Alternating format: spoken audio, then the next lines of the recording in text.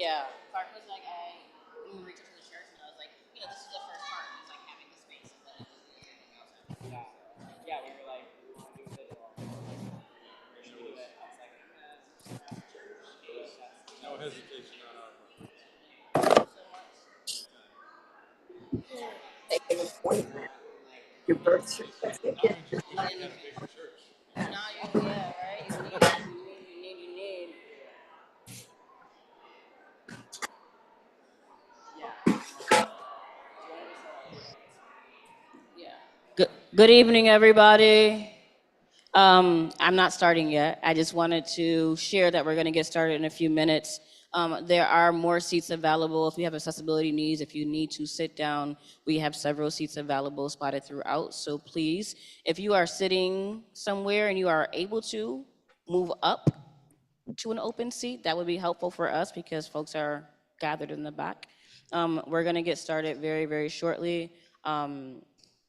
And unfortunately, but thankfully, extending gratitude for everybody being here tonight and community together with one another. So we're going to get started in a few minutes and just wanted to ground in that. Thank you.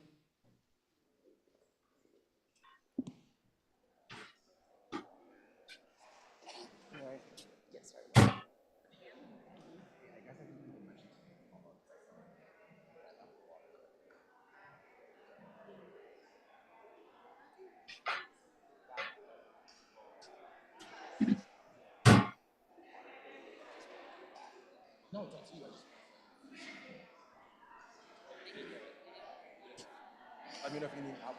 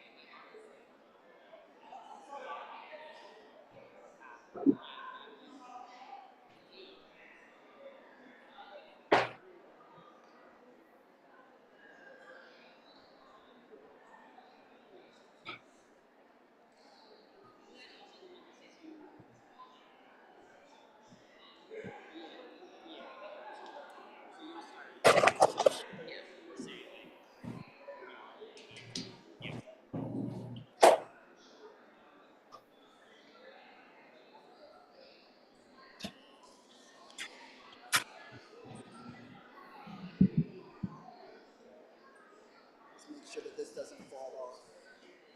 That's my fault.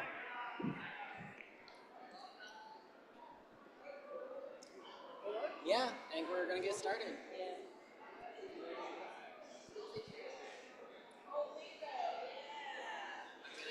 Do we want to be like we're starting? Everybody take a seat because this is gonna keep happening. No, it's okay. Okay. Okay.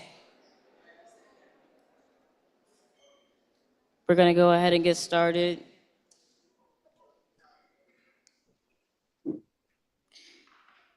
There is space again near the front. There are some seats available if folks need to sit.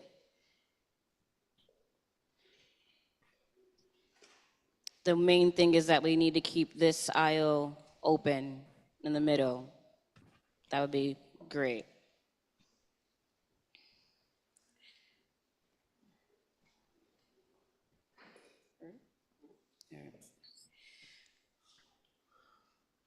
Good evening, everybody. I'm from the church, so it's call and response. Good evening, everybody. My name is Key Williams. I am the interim executive director of the New Pride Agenda. I want to thank everybody for being here today. I'd like to thank the Church of the Village for graciously hosting us. The news came out about Sam Nordquist's murder on Valentine's Day, and immediately community came into action because as community we had already been in action with each other over the past several weeks. And Clark immediately was like, I'll reach out to the church, and the church graciously, of course, said, yes, we will host you for this event. So thank you for hosting us. I also want to thank the partner organizations and advocates who spread awareness about this vigil. Obviously, PFLAG NYC, the Ali Forney Center, New York Transgender Advocacy Group, Reclaim Pride Coalition, and Transformative Schools. I also would just like to say thank you to the other LGBTQ advocacy organizations that I see in this space, Callum Lord, the Center, and several other groups in this space, and folks that you will hear from tonight. And just thank all of you for showing up to remember Sam and all of the trans and gender nonconforming lives that we've lost this year. Why are we here? We are here today to memorialize Sam Nordquist, a young trans man whose life was taken just this year. His life was stolen from him and his loved ones in a horrific act of hate. And we are here not just to mourn for him, but to demand justice for him. We demand justice for Sam Nordquist. Sam's murder is a stark reminder of the culture of hate that permeates our society and causes such violence against our community.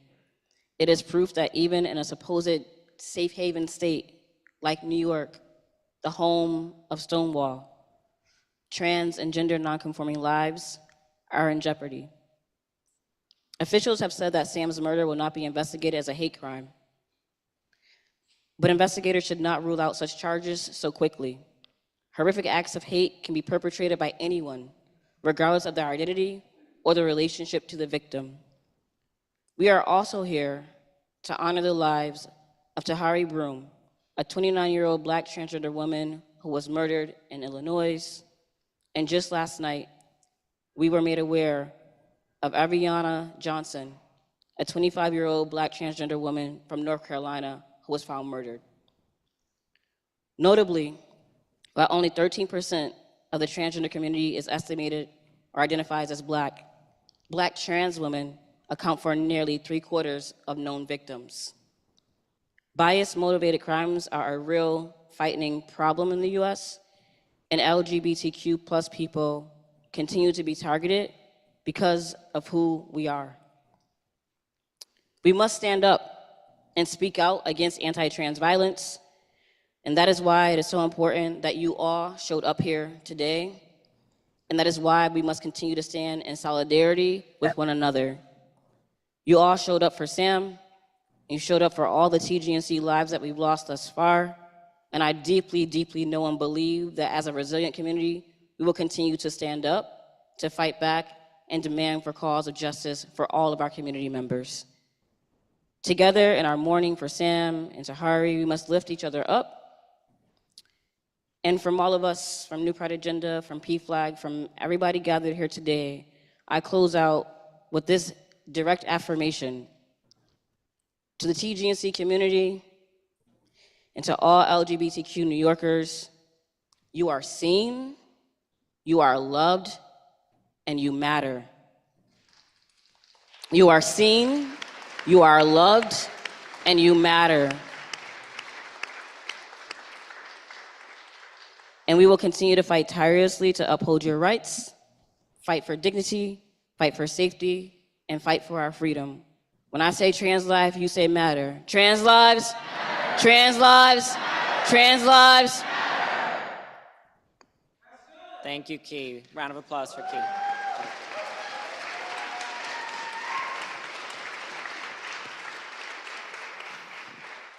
Good evening, everyone. My name is Clark Wolf Hamill. I'm the Executive Director of PFLAG NYC. I have more to say on grief later, but I want to start by just acknowledging that grief shows up, is felt, and is shown in a multitude of ways, and however you show up here today, there is no shame in that. So I want to first just set that tone, that whatever it looks like for you to grieve, to mourn, and to feel that, and to express that is yours. I want to express a lot of gratitude to the Church of the Village for holding this space for all of us today. PFLAG NYC and the Church of the Village have stood in partnership since the very first PFLAG meeting, which was held in 1973 here in the Church of the Village. It's important to me whenever we collaborate and share in this space together to speak to that, because I think that, of course, there is a lot of trauma that the church has done to the LGBTQ plus community, and there is also an incredible way that faith and queerness and transness come together in a beautiful, beautiful partnership, and that this church has held that space for over 50 years, more than that, far more than that, as a space where any person can show up here and be welcome, is a testament to the ways in which being in a place of worship or a faith-based space, everybody that is in this space, whether you have any trauma or emotions related to being in a place of worship or not, that you feel welcome and held in this space, and you belong here. I want to, before we open up our program, I want to invite Pastor Jeff, who is the lead pastor of Church of the Village, to just say a word about what this church means to him and what it means to gather in this particular church today. So thank you, Pastor. Thank you.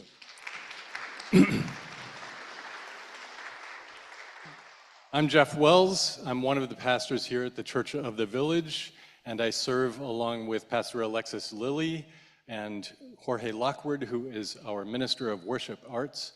And we are so grateful to be able to partner with the New Pride Agenda and PFLAG and other organizations to make this vigil possible here. You know, there are many congregations and faith communities that call themselves LGBTQ plus affirming. A lot of people. Affirming is good, but the Church of the Village doesn't stop there. And I want to focus today on the T in the LGBTQ. We say we are transgender valuing. We are transgender cherishing. We are transgender loving.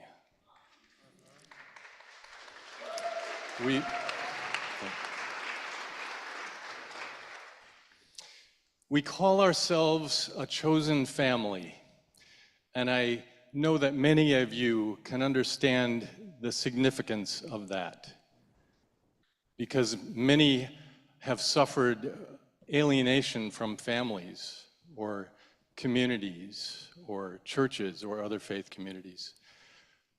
And it's really important to us that everyone feel like they're cherished and they have a home here and they belong. And so tonight we want to extend that invitation to all of you to be here, at least for tonight, to be together with us in chosen family. We have a lot of challenges, very challenging times ahead of us, right? We all know that. But when we hold one another together in love, we can make it through. We will make it through together. Yes.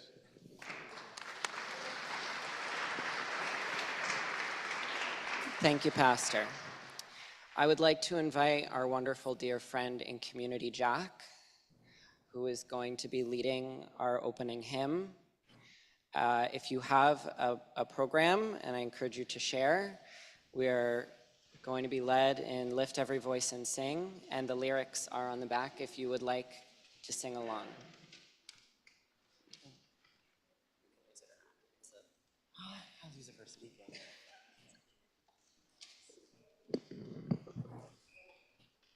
Good evening.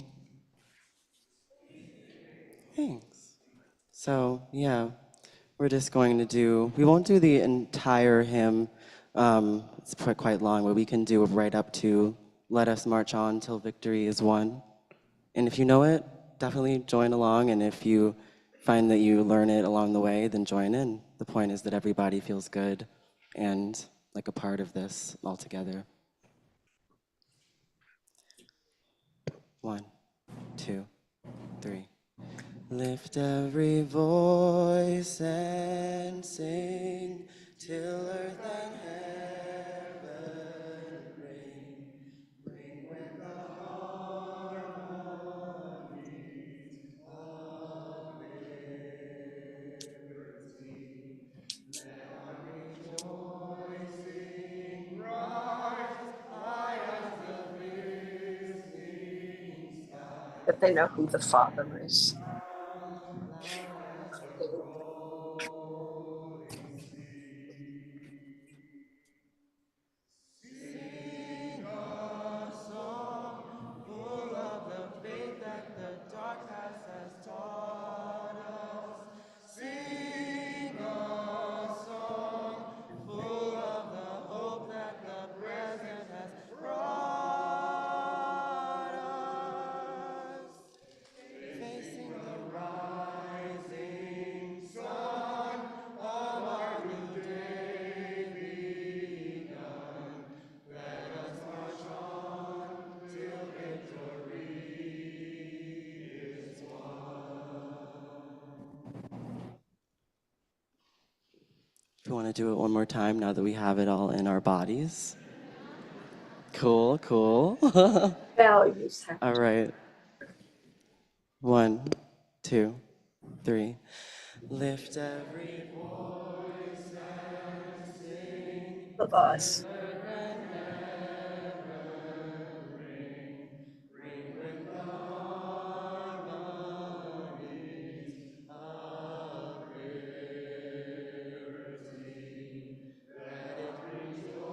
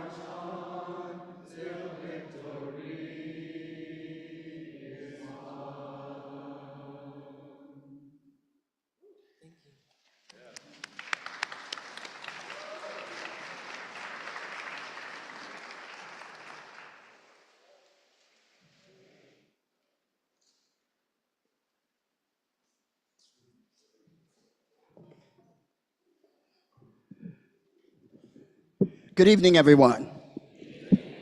Good evening, everyone. All right. My name is Reverend Eunice Coldman. I'm the co-facilitator and Northeast Regional Coordinator for Trans Saints under the Fellowship of Affirming Ministries. I am also on the leadership team as a member of the Open and Affirming Coalition of the United Church of Christ. I am also associate pastor at Rivers of Living Water, UCC, New York and New Jersey. And I'm also a very proud Black transmasculine minister.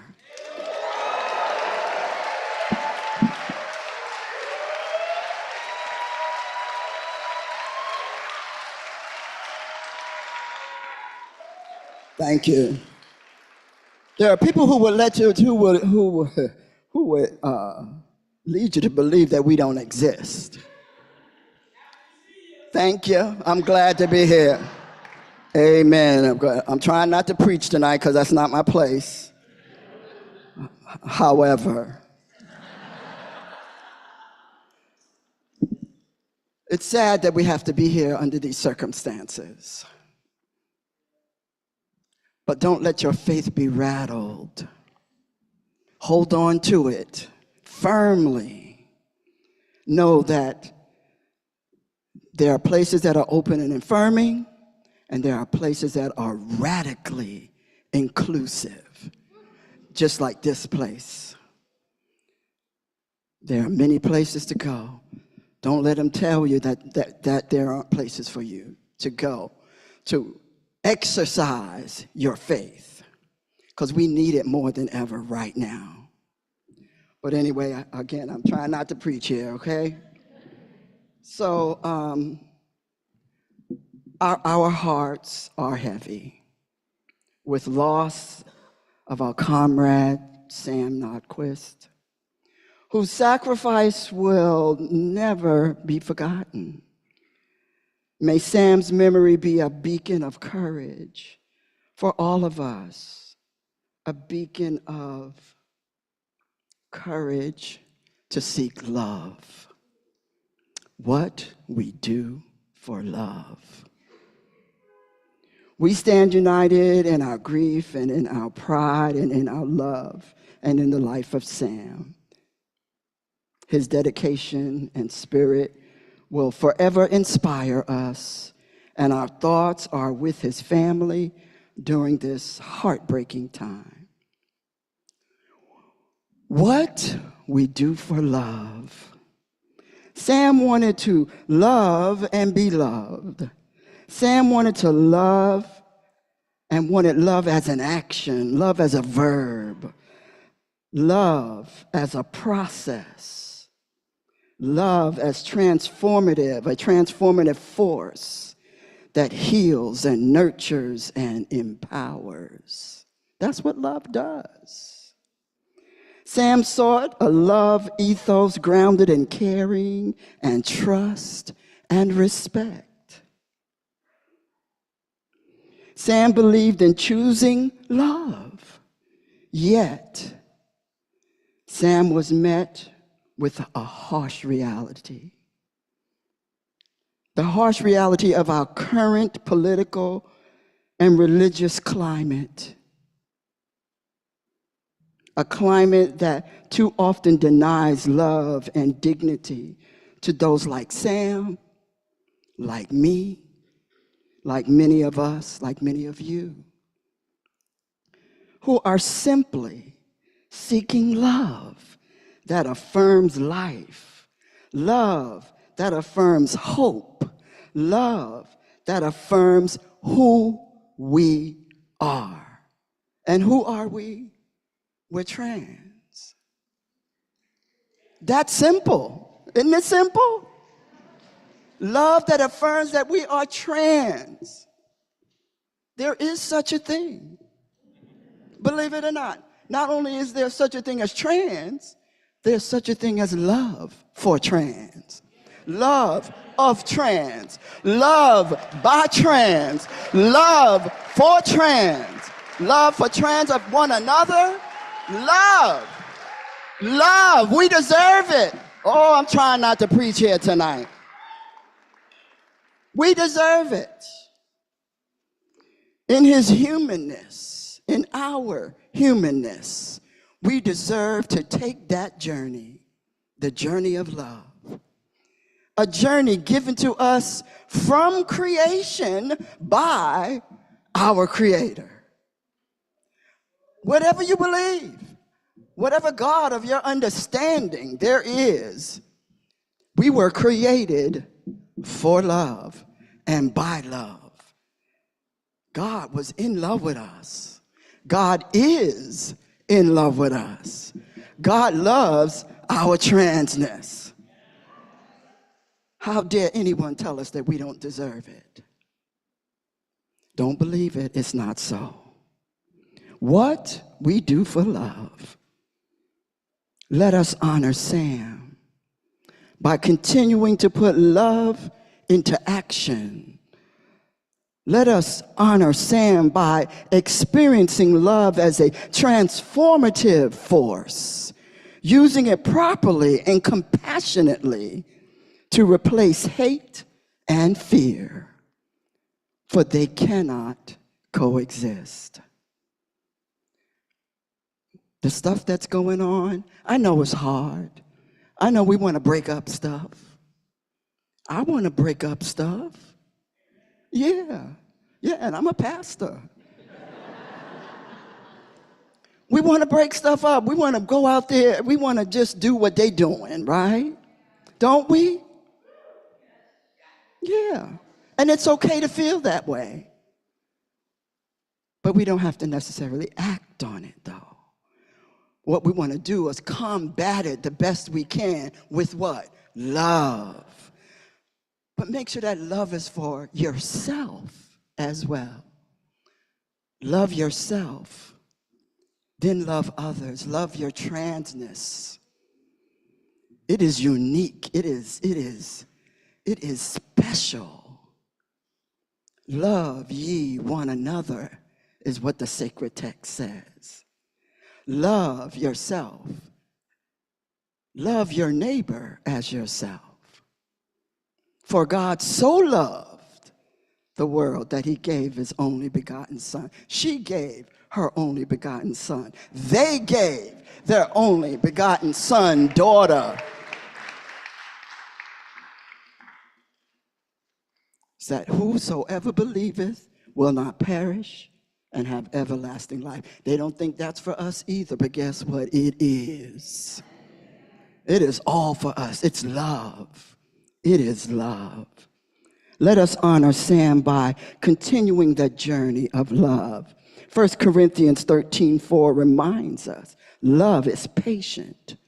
Love is kind. Love is not envious or boastful or arrogant or rude. That's what they want to be to us. Guess what? We're going to combat that. We're going to turn it around. Okay, but don't get it twisted though.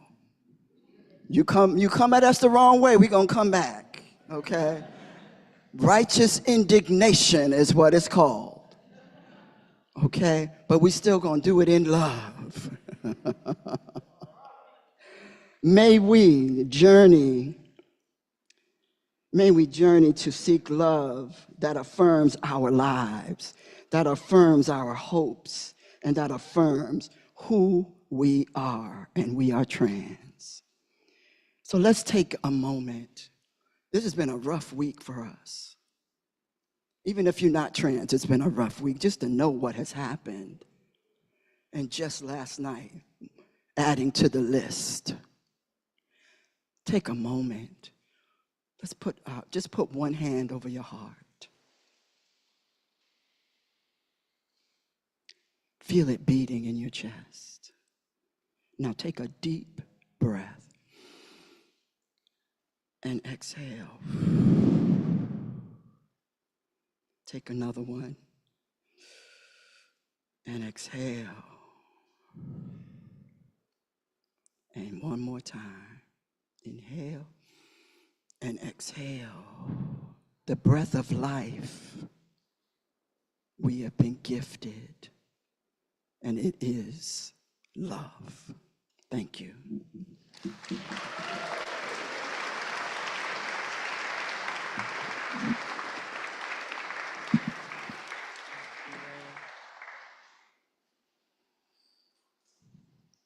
Let's all just take a deep, solid breath. We're gonna transition over to remarks from a dear friend and mentor of mine. Thank you, Reverend Eunice. Thank you. The people's pastor right there. That's who that is. That's the people's reverend right there. I'm gonna invite Elisa Crespo to join us to give a few remarks. And then after Elisa, we will have remarks from Pastor Alexis Lilly. But yeah, thank you all so much. How we doing? We okay? We here? We good? We good.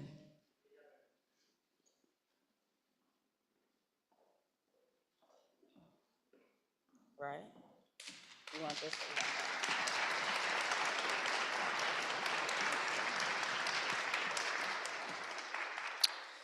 Good evening, everyone. I want to first thank the New Pride Agenda, PFLAG NYC, and the Church of the Village for bringing us together and for allowing us to hold space here this evening. It warms my heart to see you all here tonight, to stand against anti-trans violence at a time when our community is experiencing unprecedented hate and violence. When the actions of these last few months have been meant to debilitate us, you still show up.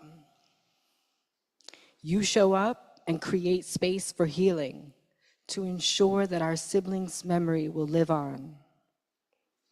Sam and Tahiri, and all of our other trans siblings and non-binary siblings whose lives have been taken from us this year and prior, they deserve to experience full and wholesome lives. They deserve to grow old. Sam had a life full of dreams ahead of him, and yet those dreams will no longer become a reality because of the heinous actions of a few. Actions that cannot be disconnected from the current and social political climate that we're living in. What I would describe as a fascist takeover that we must resist in whatever way that looks like for you.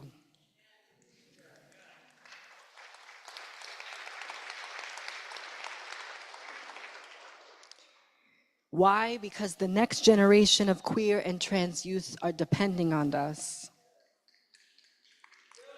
They're depending on us to show up, to not comply, to not put our tail between our legs. So may we continue to take care of one another, because community, at the end of the day, we're all we've got. My heart and my condolences are with Sam and Tahiri's families and their loved ones. Justice for Sam Nordquist, justice for Tahiri Broom. Thank you.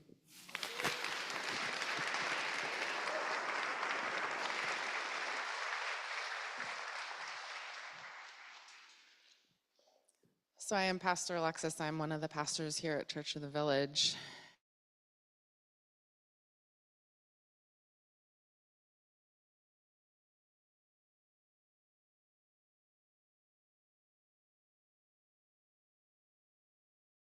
In the morning, we protested in the afternoon, and we danced all night. And I'm gonna kind of give us a lens on that, inspired by the fabulous drag performer Patty Gonia, who really emphasizes the last part of that phrase, the danced all night, and the implicit joy that is found in that. That's not to negate the other parts of this mantra, shall we call it. we're here essentially to do some variation on that first part, right? We are here to bury, in a sense, to memorialize, to remember, to grieve, to process something that is unprocessable, right? To hold space and create space for ourselves, for one another, for all the different iterations of community that are here. I'm going to venture to guess that all of us in this room also fall into the second category, that we protest in the afternoon. That in some way, whether it's how we spend our literal afternoons or how we spend our working lives or just the very beingness of who we are, that we do that act of resistance, which is now, yes, being called upon a little bit more, but that has always, I'm going to say, for most of us, probably all of us in this room, infused who we are. And so dancing all night and that implicit joy does not negate these things, of course.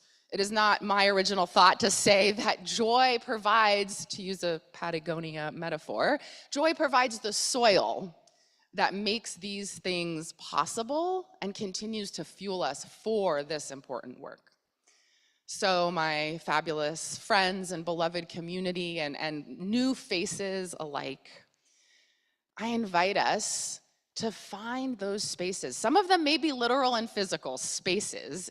Others may be spaces in your heart, spaces in your communities, where we can dance all night, where we can root ourselves in joy.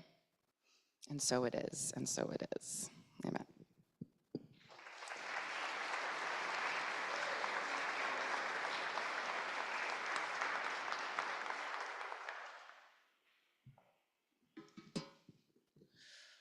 Good evening, everyone.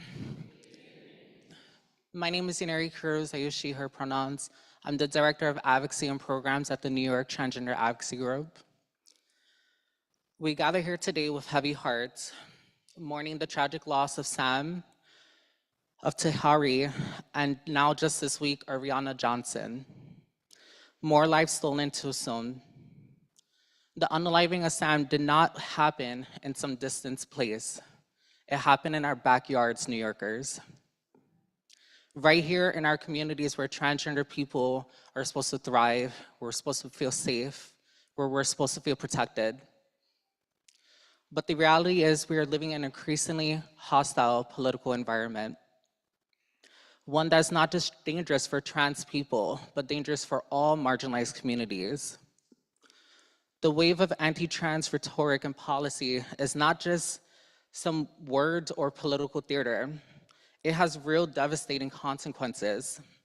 It emboldens hatred. It spreads like a disease, infecting our communities, our institutions, and emboldening bigots with hatreds in their heart. Sam and Tahiri should still be here today, but instead of safety and dignity, trans people are met with violence and indifference. We refuse to accept a world where trans lives are seen as disposable. We refuse to be silent as our community suffers. So today we mourn, but we also demand action. We demand accountability.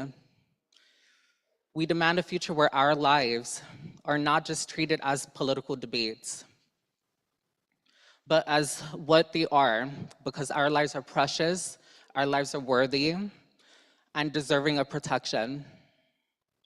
Hatred is a disease. And to the community here, us trans people, we are the cure for that disease.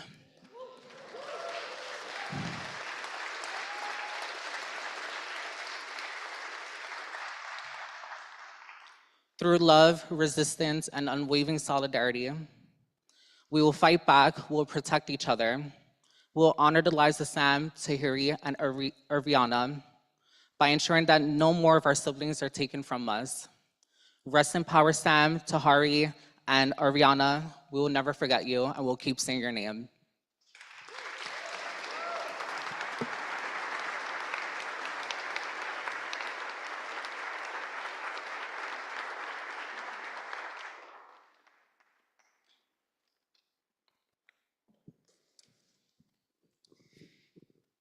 I want to return to how I opened this space, saying that we all grieve differently and wanting to make space for that. I have felt a lot of shame in my life around not doing grief right. I don't often cry. Sadness can be very hard to access, and I think that that is something that might ring true for many of the trans men in this space. As someone who struggles with grief, I often wonder how other people experience it, what that feels like, how other people grow from that pain, or how that pain grows in them. But I do feel very strongly that processing grief isn't solely about life or death. Even when we experience the passing of a loved one or a community member, grief to me stems from love lost, that presence taken from us too soon. And I feel that tremendously when we lose trans siblings. And yet, contradictorily, trans love is something that can never be lost. It is too big. It radiates and it stretches and it grows stronger every single day. It is complicated to feel both that deep loss and also that ongoing sense of love, but that is grief, that is loss. It's complex and it's confusing, and that's okay to feel those multitudes. Love has been spoken about a lot, and I do keep coming back to Sam's mother, speaking to how what he wanted was to be loved in a relationship. That he had friends, was great at his job, he was a kind, generous person who loved animals and was present in his community and with his family. But that desire to be in a relationship, I interpret that as a desire for connection and ultimately to be loved, as Reverend Eunice spoke to be loved for his transness, for the truest version of himself. And this is something I think that many trans people can relate to, that deep desire to be loved as us. Not despite it, not for it, just as it. And I know there have been many moments in my life where I worried, will this happen? And I know that the people that love me have worried if I've felt their love. And while I don't know if any of the treasured souls that we are honoring in this space today had that exact fear, I want to reassure them that they were loved. You were deeply loved in life. You continue to be cherished in death. And I like to believe that their spirits feel that love, that it holds them, and that it radiates like sunlight. And that the love they shared with the world, with their families, their friends, their communities, that loss of that love is a huge piece of what is felt so immensely in our community. And so I remind myself that their love is not ever truly lost. It can't be. Their love, like all trans love, is strong and cosmic and reaching. I like to think that it showers over all of us the way that dandelion fuzz flies through the air, creating new life everywhere that it touches. And it always will, on and on, as people are born and grow and live and die and are reborn, that love will fill rooms and fill hearts, and it is what keeps us strong. I would like to hold space for a moment of silence for Sam, for Tahiri, for Arviana, for everybody in the trans community that we have lost so far this year. I want us to all take a breath and engage in that moment.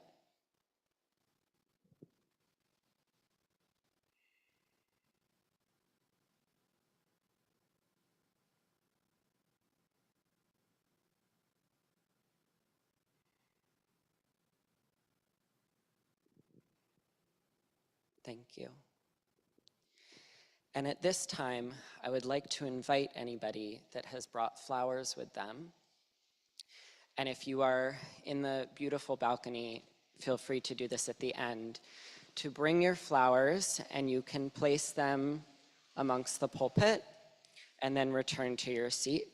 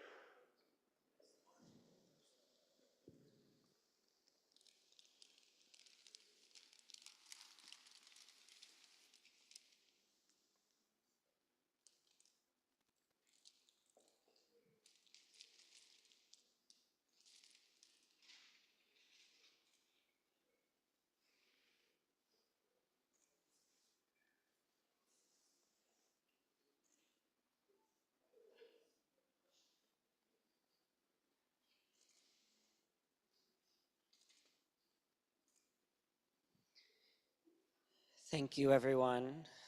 I hope that whether it was the act of holding nature, of placing flowers down, or of just seeing the display of immense love and care for our trans siblings tonight brought a little piece of love and comfort into your heart and into your soul. I want to invite Key up to share with us and start to close us out before our closing song, but I want one more very brief moment of silence.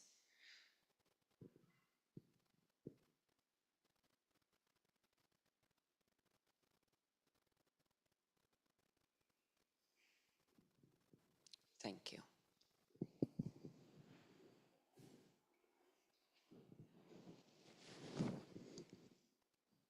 There are queer and trans kids, adults, and elders in the future.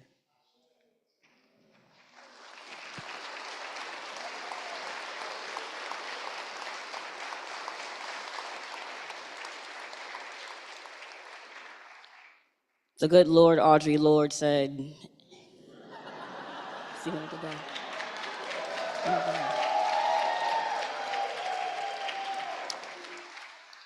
She left us with this beautiful piece that I will close us out with and then invite Jack back up, a litany for survival.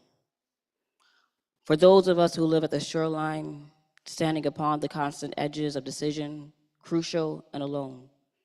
For those of us who cannot indulge the passing dreams of choice, who love in doorways coming and going, and the hours between dawns, looking inward and outward at once, before and after, seeking a now that can breed futures, like bread in our children's mouths, so their dreams will not reflect the death of ours.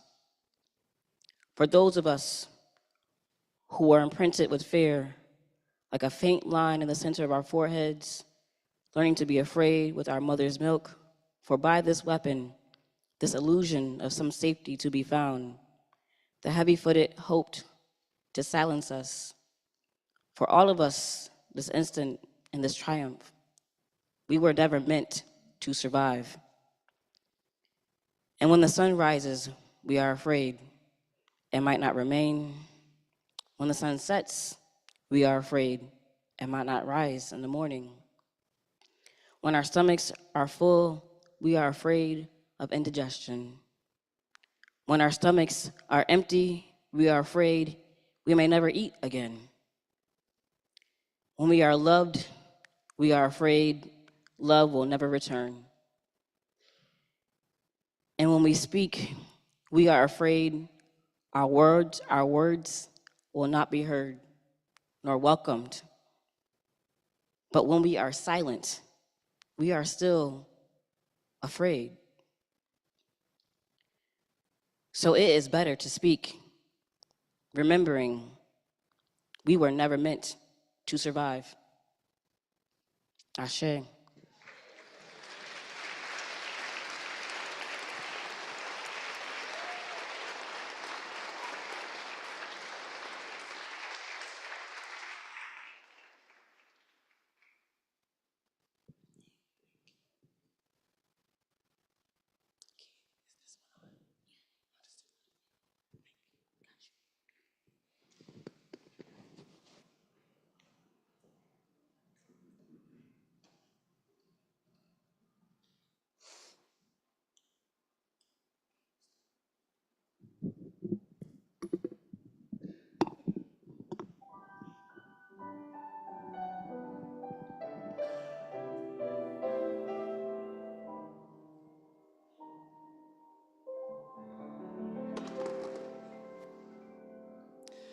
I was born by the river in a little town. Oh, and just like the river, I've been running ever since. It's been a long, long time coming, but I know change gon' come. Oh, yes, it will. It's been too hard living, but I'm afraid to die. 'Cause I don't know what's up there beyond the sky. It's been a long time coming, but I know change gon' come. Oh, yes, it will. I go to the movie and I go downtown. Got folks telling me don't come around. It's been a long time coming, but I know change gon' come. Oh, yes, it will. So I go to my brother and I say, brother, help me please.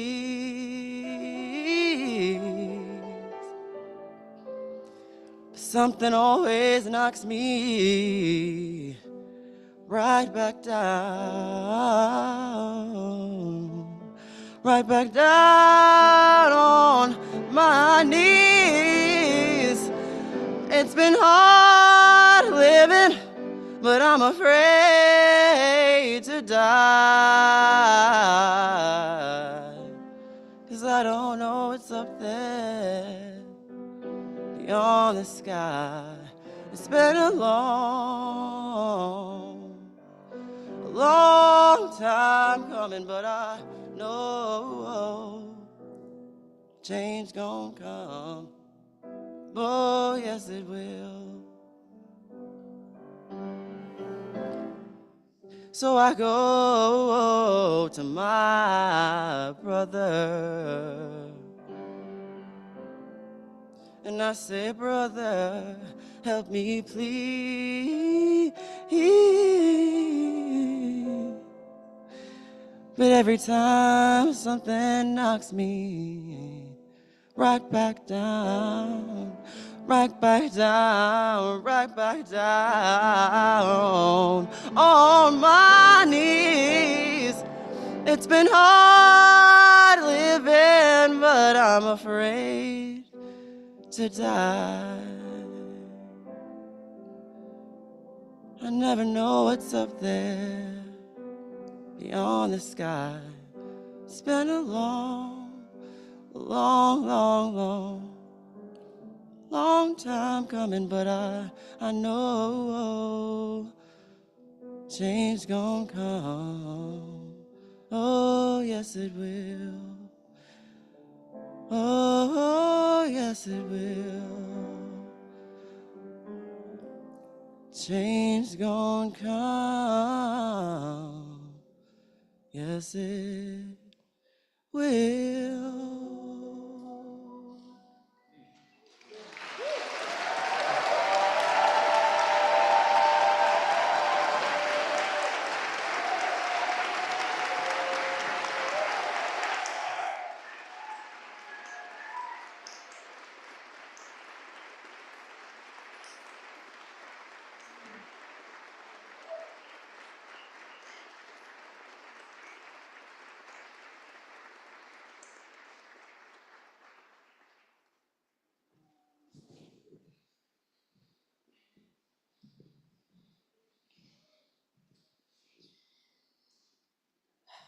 Can we just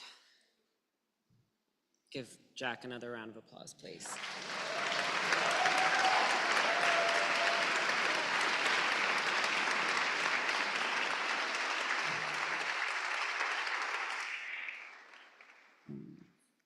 So this will conclude this particular gathering and memorial for Sam Nordquist, for Tahari Broom, for Ariana, and for all TGNC lives that we've lost this year.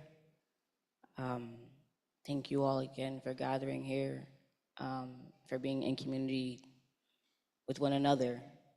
It is needed now more than ever. If I get one more email that says now more than ever before, but that is so real.